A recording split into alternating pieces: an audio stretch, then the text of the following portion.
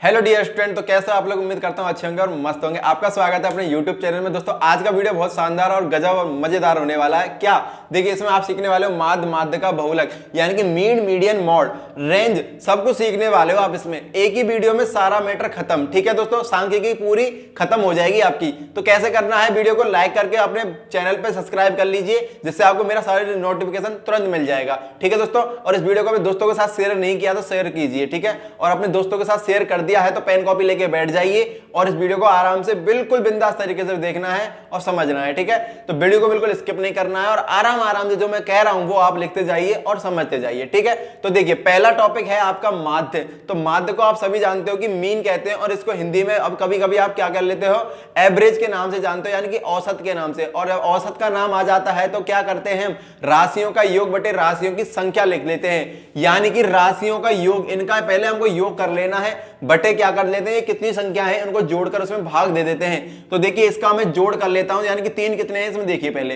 1 2 3 4 और 5, यानी कि 15, 3 पंजे 15, 1 2 और 1 2 3, यानी कि 15 ये हो गए और 6 ये हो गया, 36 इसका आंसर आ जाएगा। आप इसका जोड़ लेना, ठीक है ना। तो इसका आ जाएगा आंसर 36। और ये संख्या कितनी है, 1 2 3 4 5 6 7 8 9। ठीक है, यानी कि आपको जोड़ लोगे 3 + 5 + 3 + 5 + 3 + 6 + 3 + 5 + 3, ऐसे जोड़ के इसका आंसर क्या आ जाएगा, 36 आ जाएगा। और इनको जब गिनोगे, काउंट करोगे तो 9 आ जाएगा। तो 9 चौका क्या हो जाता है आपका, 36 हो जाता है। इसका आंसर कितना आ जाएगा, 9। अतः इसका माध्य कितना हो जाएगा आपका, 9 हो जाएगा। तो यहां पर इसका मीन कितना हो जाएगा दोस्तों, 9 हो जाएगा। याद करके चलना और आराम से समझना। अगर समझ में नहीं आया तो कमेंट करके बताइए सर समझ में नहीं आया। ठीक है, और समझ में आ गया तो कमेंट करके दीजिए समझ में आ गया। तो माध्य कितना हो जाएगा, 9। मीन आ गया हमारा। यानी कि माध्य जब पूछा जाए तो हमेशा याद रखना है कि माध्य औसत होता है, माध्य औसत होता है। फिर से बोल रहा हूं, माध्य क्या होता है, औसत, यानी कि एवरेज। और एवरेज का हमको सूत्र पता है कि राशियों की संख्या बटे राशियों की, राशियों का योग बटे राशियों की संख्या। इसमें जब हम भाग दे देते हैं तो हमारे पास कितना आ जाएगा, 4 आ गया आंसर। तो माध्य हमारा 4 आ गया। अब क्या करने वाले हैं, मीडियन। मीडियन को बोलते हैं माध्य का। तो माध्य का हमको पता है कि बीच वाली होती है, और उसके लिए क्या करना होता है हमको, इस वाली संख्या को किसमें करते हैं, आरोही क्रम। और आरोही क्रम कहता है बढ़ता हुआ क्रम। ठीक है ना, तो बढ़ते हुए क्रम में लिख दीजिए, और जो बीच में आ जाएगा, यानी कि अगर 9 संख्या है तो 4 इधर से 4 उधर से छोड़ दीजिए। जो अगर आपकी बीच में जो संख्या आएगी वही क्या होती है, माध्य का होती है। तो देखिए इसको करते हैं, इसको मैं मिटा लेता हूं। ठीक है, इसको मिटा दिया मैंने। अब हमको करना है मीडियन, यानी कि माध्यिका निकालनी है, माध्यिका। और माध्यिका को इंग्लिश में बोलते हैं दोस्तों मीडियन। ठीक है, सबसे पहले आपको क्या याद रखना है, आरोही क्रम में जमा दो। आरोही क्रम में सबसे पहले आरोही क्रम में जमाइए इसको। आरोही क्रम कैसा है, पहले सबसे छोटी संख्या लिखिए। तो सबसे छोटी संख्या 3, फिर यानी कि 3 को लिखना है आपको, 3 3 3 3, 1 2 3 4 5। ठीक है, फिर 5 को लिख दीजिए। यहां पर देख देख के लिखना सर, ठीक है ना। मुझे पता है यहाँ पे कौन कौन सी लिखी हुई है, लेकिन आपको नहीं पता है। इसके लिए आपको क्या करना पड़ेगा, पहले सबसे छोटी संख्या लिखनी है। सबसे छोटी संख्या 3 लिख रही है यहाँ पर, तो 3 को लिख देना है। 1 2 3 4 5 6 7 8 9, 9 संख्या थी हमारे पास, 9 मैंने जमा दी है। ठीक है ना। अब देखो हमको करना क्या है, जितनी संख्या है 9, यानी कि 9 में जब हम 2 का भाग देते हैं तो पूरा पूरा भाग नहीं जाता है। यानी कि 4 संख्या इधर से छोड़िए और 4 संख्या इधर से छोड़िए, तो बीच में जो संख्या आ जाएगी वही आपकी क्या हो जाएगी, माध्यिका हो जाएगी।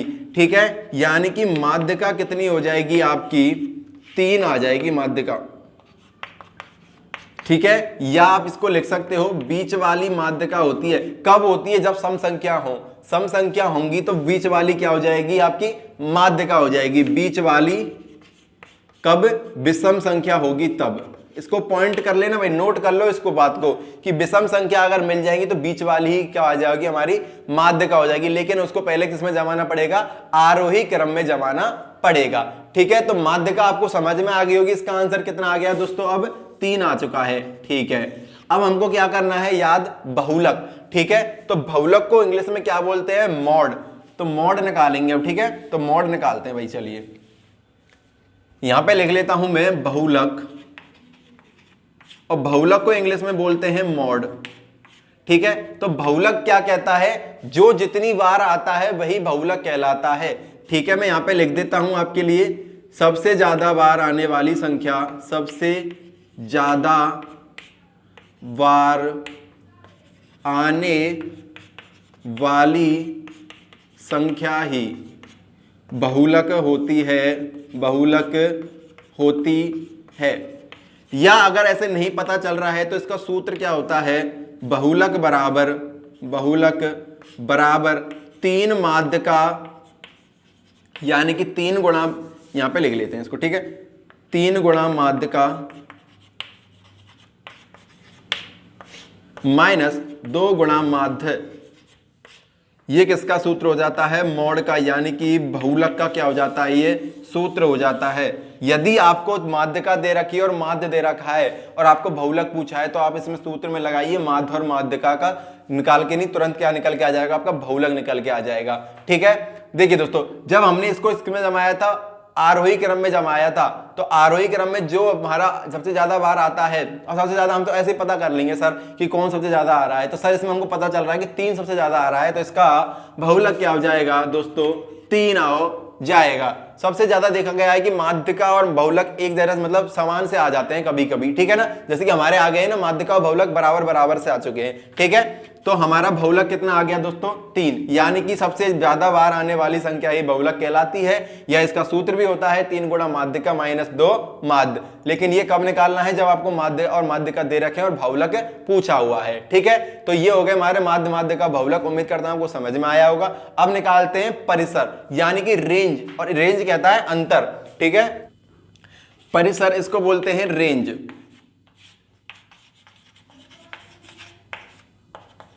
ठीक है, तो परिसर हमको कैसे निकालना है, देखिए दोस्तों, अगर परिसर पूछ लिया जाए आपसे, यानी कि रेंज पूछ लिया जाए, यानी कि वो कहता है कि मुझे बड़ी संख्या में से घटा दीजिए, यानी कि यहां पर आपका महत्तम मान, यानी कि बड़ा मान, और छोटा मान, यानी कि बड़ी संख्या माइनस छोटी संख्या, या महत्तम मान या न्यूनतम मान।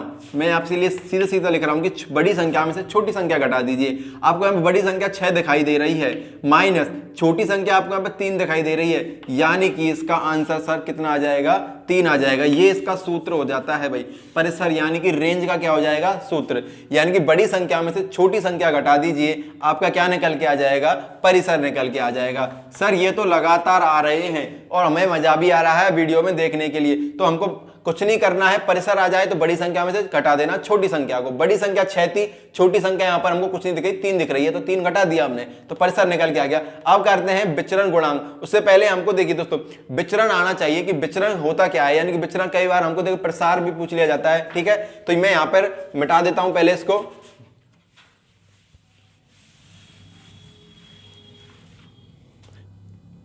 देखिए भाई, विचरण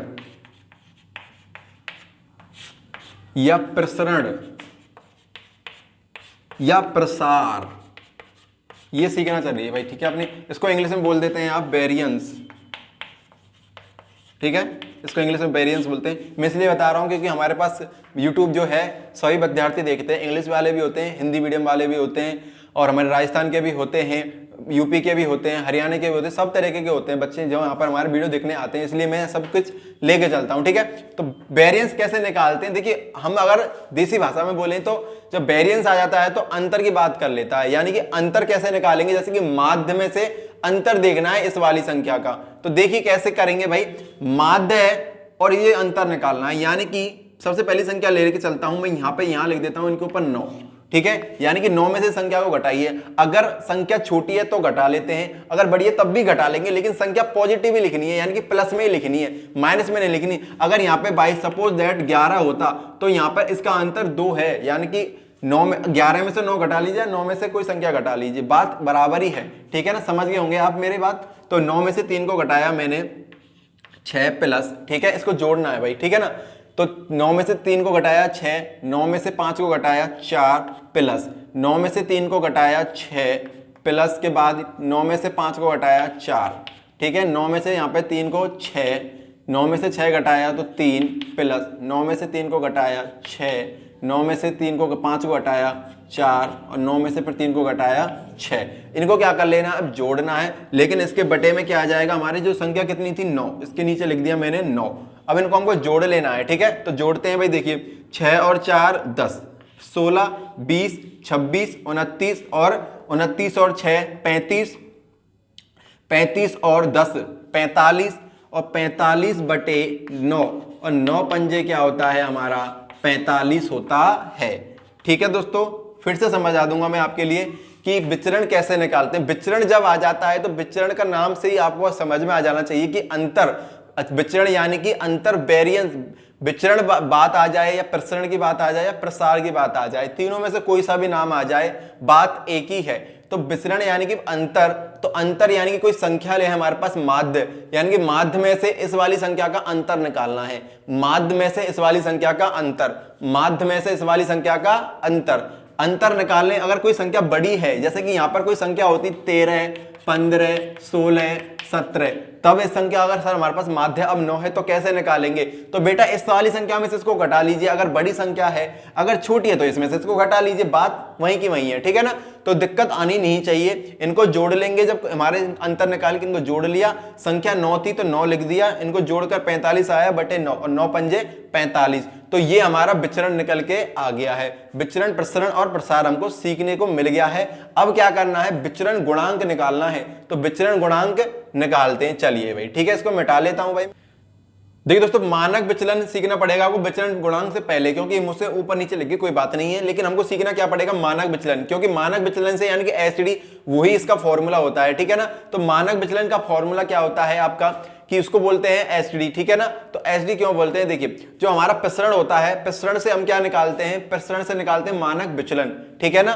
तो मानक विचलन से यानी कि हमने सीखा था विचलन, प्रसरण और प्रसार सीखा था ना। तो विचलन कह लो उसको, चाहे प्रसार कह लो, चाहे प्रसरण, मैंने बताया था अभी आपको। तो उससे हमको मानक विचलन निकालते हैं। तो मानक विचलन यानी कि प्रसरण का क्या करते हैं, अंडर रूट, और उसको क्या करते हैं, मॉड में निकाल रखते हैं। यानी कि कोई भी संख्या है, अगर आप प्लस की ले रहे हो, उसमें माइनस की ले रहे हो, यानी कि जो बाहर जो संख्या आएगी उसके प्लस की ही आएगी, आपको नेगेटिव कभी नहीं लेना है, ठीक है ना।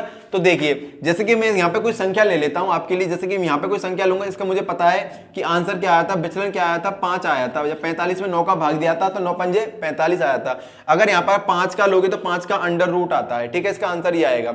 लेकिन यहां पे अगर सारी संख्या कोई और दूसरी आ जाती है, जैसे कि यहां पे कोई संख्या आ जाती है 4 बटे 9, इसका अंडर रूट यहां पे 12, ठीक है, क्लियर, सॉरी 12 नहीं, मॉड, क्लियर। अब देखिए 4 का वर्गमूल पर आ जाइए। अब वर्गमूल क्या होता है, 2 बटे 9 का होता था 3, यहां पर ये हट जाएगा मॉड। अब यहां पे इसका आंसर आ जाएगा 2 बटे 3, ये इसका आंसर आ जाएगा, ठीक है। अब देखिए यहीं पे आप समझ लीजिए क्या, विचरण गुणांक समझ लीजिए। तो कैसे करेंगे, देखिए हमको करना है अब विचरण गुणांक। सर इसका सूत्र क्या होगा, सूत्र देखिए इसका एसडी अपॉन माध्य गुणा 100, ठीक है। एसडी यानी कि कितना आया था, अभी मैं उसको संख्या को ले लेता हूं, 2 बटे 3 आया था सर। तो 2 बटे 3, माध्य कितना है आपका, माध्य 9, तो गुणा 9 गुणा 100, इतना समझ में आ गया, ठीक है। अब देखिए 9 × 27 यानी कि 200 बटे 27, इसका आ जाता है राइट आंसर, ठीक है। तो दोस्तों ये हो गया हमारा माध्य का बहुलक, परिसर, विचरण, मानक विचलन और विचलन, प्रसरण, प्रसार, सब कुछ हमने एक ही वीडियो में कंप्लीट कर लिया है। तो उम्मीद करता हूं वीडियो आपको बहुत समझ में आई होगी। वीडियो समझ में आई तो वीडियो को लाइक कर देना, वीडियो को कमेंट करके बताना दोस्तों, हम बहुत मेहनत करते हैं, आपके लिए ही करते हैं, ठीक है। तो चैनल को सब्सक्राइब कर देना और इस वीडियो को दोस्तों के साथ जरूर शेयर कर देना अपने व्हाट्सएप ग्रुप में, ठीक है ना, जिससे और भी हमारे दोस्त जो अब हमारे चैनल पे जुड़ जाएं, ठीक है, तो वो भी इस वीडियो का लाभ उठा सके। तो मेरा यही पर्पस था आपके लिए सिखाना, क्योंकि ये बहुत ही कम बच्चों का आता है सीखना, यानी कि बहुत ही कंफ्यूज हो जाते हैं कि सर इसको कैसे निकालते हैं। हमने बहुत सारे टॉपिक ले रखे हैं आपके लिए, बहुत काम के लिए, ठीक है। तो वीडियो को यहीं पे करते हैं खत्म। तो जब तक के लिए टाटा बाय बाय।